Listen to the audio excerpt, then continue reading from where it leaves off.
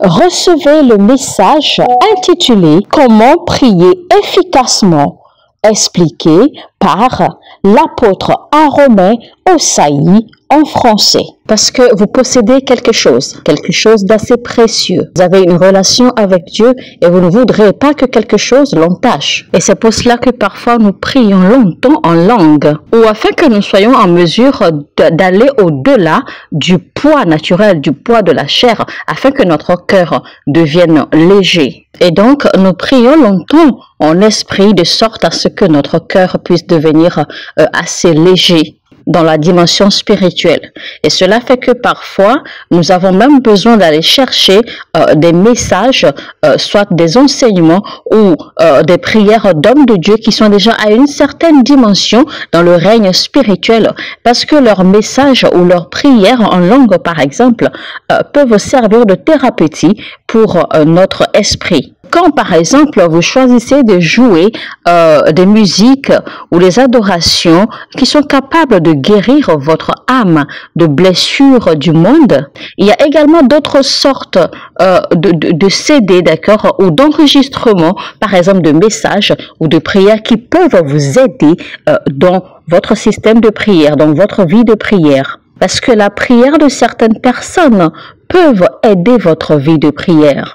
La prière de certaines personnes enregistrées peuvent guérir et soigner les blessures de votre âme meurtrie. Vous avez le devoir d'investir dans votre aventure spirituelle, c'est-à-dire dans votre vie spirituelle. Vous devez également investir dans l'état de votre cœur, c'est-à-dire que vous devez travailler à soigner votre cœur.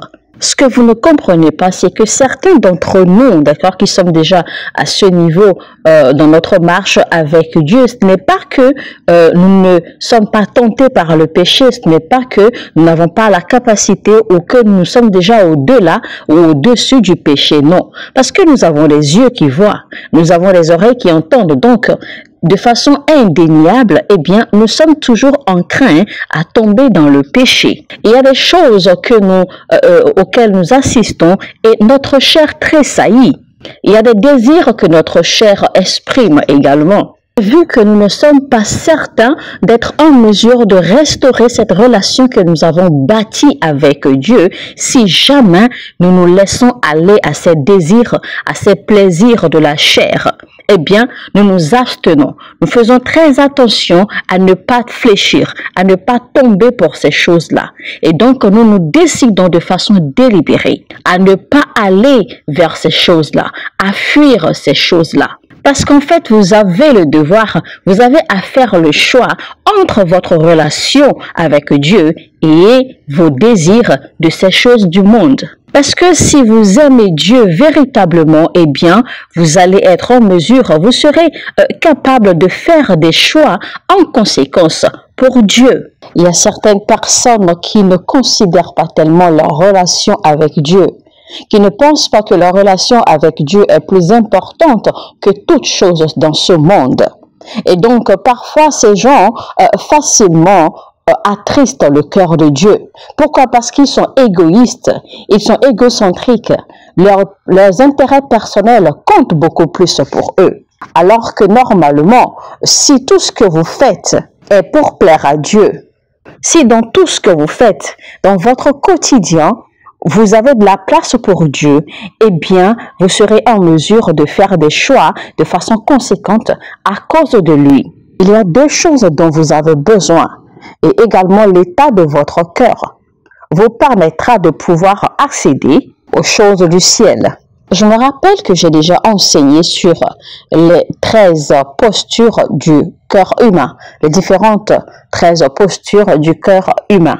Par exemple, si je vous insulte, ou je vous fais une parole de déclaration ou une déclaration de malédiction, par exemple, et que vous permettez que cela vous pénètre et que vous prenez cela au sérieux, eh bien, cette parole va affecter votre cœur. Votre cœur pourrait devenir lourd. Vous serez blessé. Et si votre cœur est lourd, vous ne pourrez pas accéder aux dimensions élevées dans le règne spirituel. Et dès que votre cœur s'alourdit, eh bien, votre perception, votre habilité à percevoir sera affectée. Et donc, quand le diable cherche à vous affliger, quand le diable cherche à vous affaiblir, eh bien, il fera quelque chose, il déclenchera des événements qui vont affecter vos émotions. Et donc, par la même occasion, votre cœur sera affecté et votre cœur va s'alourdir. Parce qu'en fait, ce qu'il cherche, c'est de vous empêcher d'accéder aux révélations des grandes sphères spirituelles.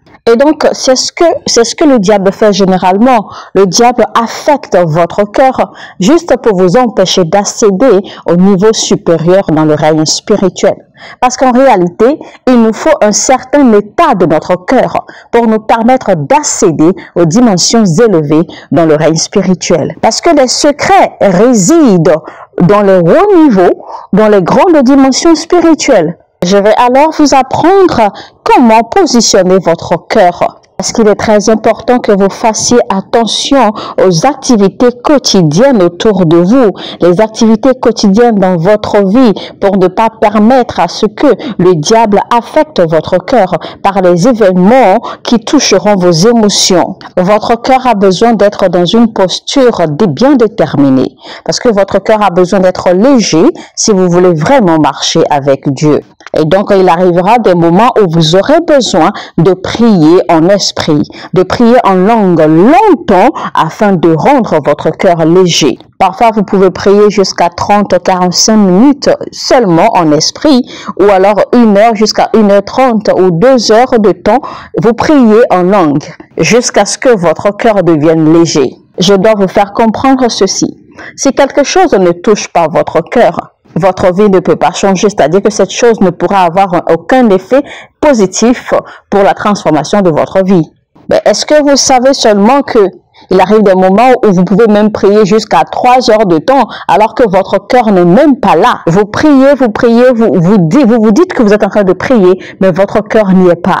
Votre prière commence à changer votre vie, commence à impacter votre vie positivement seulement quand vous commencerez à penser réellement ce que vous êtes en train de prier. Seulement quand vous allez être capable de ressentir profondément la prière que vous êtes en train de faire. C'est seulement à ce moment que la prière que vous faites aura de l'impact positif sur votre vie et causera un changement. Et toutes les transactions spirituelles que vous faites en priant seront enregistrées sur les tables ou les livres de votre cœur. Si seulement vous savez que votre relation avec Dieu est très importante, si seulement vous avez une idée que votre accès à Dieu est très important, même quand les gens cherchent à vous provoquer, même quand quelqu'un vous insulte ou cherche votre bagarre ou votre querelle, vous n'allez pas réagir. Vous n'allez pas y répondre. Parce que si l'insulte de quelqu'un ou la provocation de quelqu'un est en mesure d'affecter votre cœur, ou de vous provoquer, ou de vous tenter, eh bien vous comprendrez très vite que c'est un très gros prix à payer. Et vous n'êtes pas obligé de payer ce prix. Si vous devez accéder à la sagesse de Dieu, eh bien vous avez le devoir de vous calmer. Vous avez le devoir de vous contenir. Alors, si vous avez pris du temps à travailler pour mettre votre cœur en alignement avec Dieu, eh bien, la dernière chose à faire en ce moment-là, c'est de tirer sur le moteur.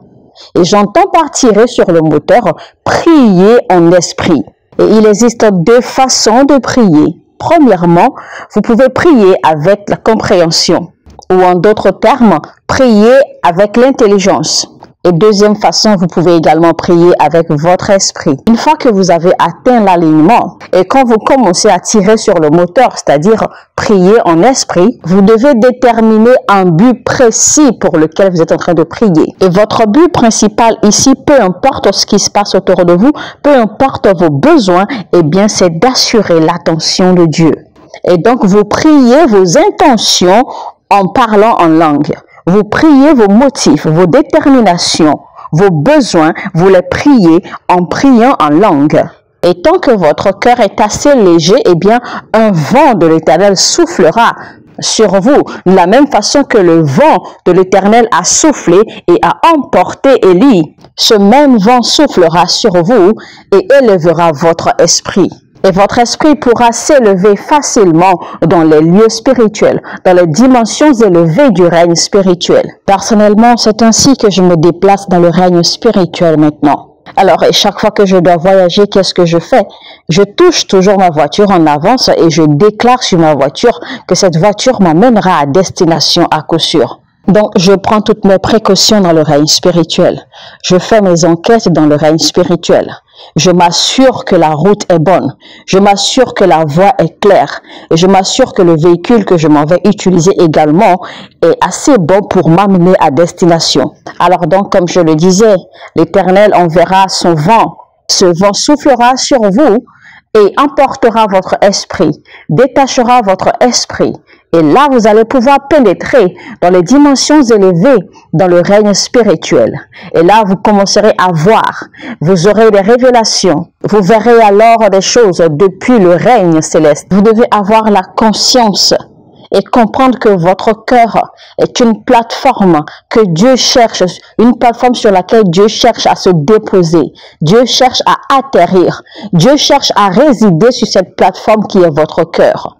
Et le diable le sait pertinemment. Et c'est pour cela que le diable fait tout. C'est pour cela que le diable met tout en œuvre pour que votre cœur ne soit pas en ordre, pour que votre cœur ne soit pas aligné, pour que votre cœur ne soit pas assez léger pour recevoir, pour accueillir les choses spirituelles. Et donc, vous qui écoutez ce message maintenant, voici l'exercice que vous allez faire. À la fin de ce message, vous allez prendre quelques minutes ou même quelques heures et prier en langue jusqu'à ce que votre cœur guérisse, jusqu'à ce que la lourdeur dans votre cœur commence à se dissiper. Et si vous avez besoin, pendant que vous priez en langue, de vous repentir de certains péchés, de certaines erreurs, de certaines choses, n'hésitez surtout pas, parce que parfois vous repentir de certaines choses peuvent également aider à alléger votre cœur. S'il faut pardonner quelque chose ou quelqu'un, fouillez dans votre cœur et n'hésitez pas à pardonner. Tout ce que vous avez besoin de déposer afin d'alléger votre cœur, n'hésitez pas à le faire. Et prenez du temps, comme j'ai dit, priez pendant des minutes, des heures, jusqu'à ce que votre cœur devienne léger. C'était donc comment prier efficacement avec l'apôtre Aromain Osayi.